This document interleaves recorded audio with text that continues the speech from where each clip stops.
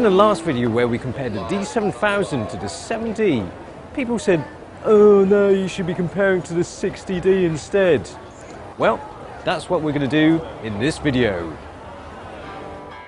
The smart-ass new kid on the block, the D7000 has upped a class over the D90, while the 60D has seemingly been moved down a grade. Is the 60D destined to flunk all the tests, or is it just misunderstood? We went to the City University to test the cameras out to make more than just an educated guess.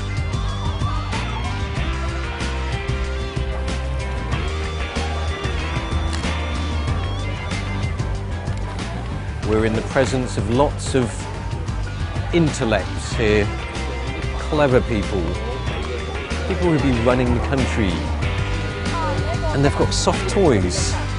This is not kindergarten. Oh, he's a bit young, isn't he?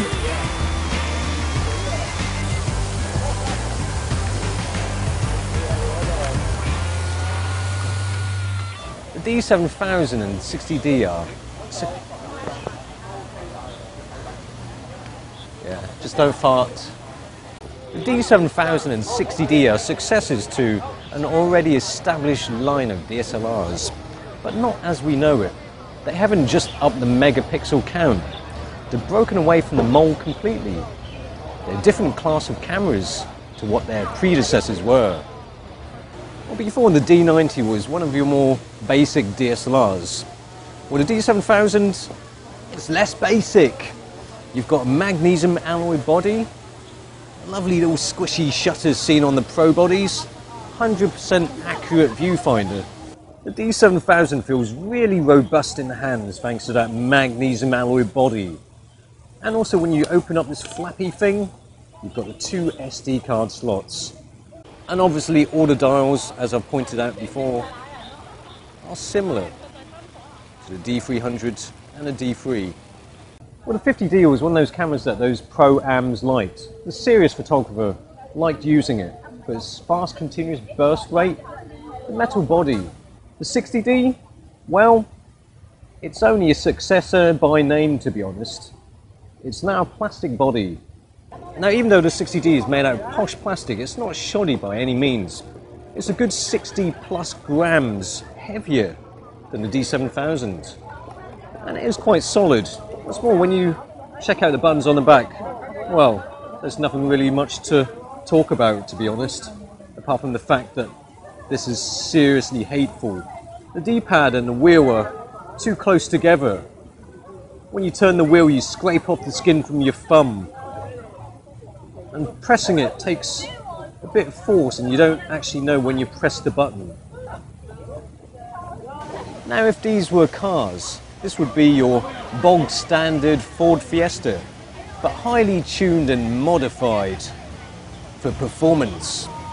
The 60D, well, it's just a Ford Fiesta with a body kit on it, to be honest. For the build quality honours, the Nikon D7000 gets first class thanks to its magnesium alloy body and thoroughly solid construction throughout.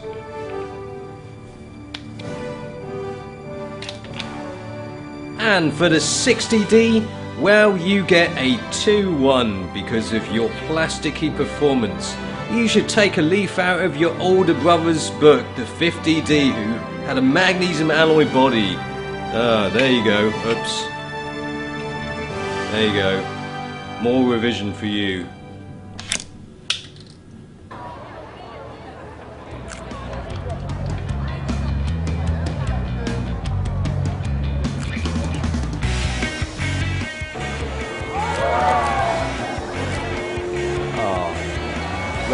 Rubbish at catching. Good job they went to university, because they've got no chance of a career in sports. They both have the same number of cross-type AF points, and they both snap into focus nicely. But having those 39 AF points of this D7000 really is quite useful.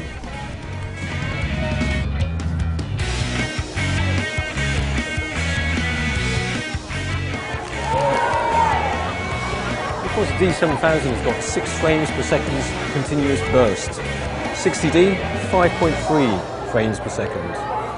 Congratulations to Nikon D7000 for getting first class honours, as well as a special award in autofocus for its class leading performance, as well as outstanding continuous burst rate.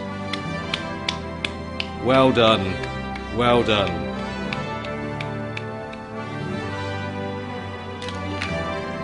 Even though it looks a bit dozy, the 60D still managed to get a 2-1 honours, just missing out on the first class.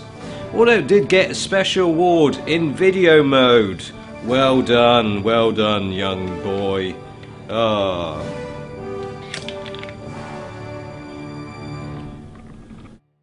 Let's take a look at the video mode.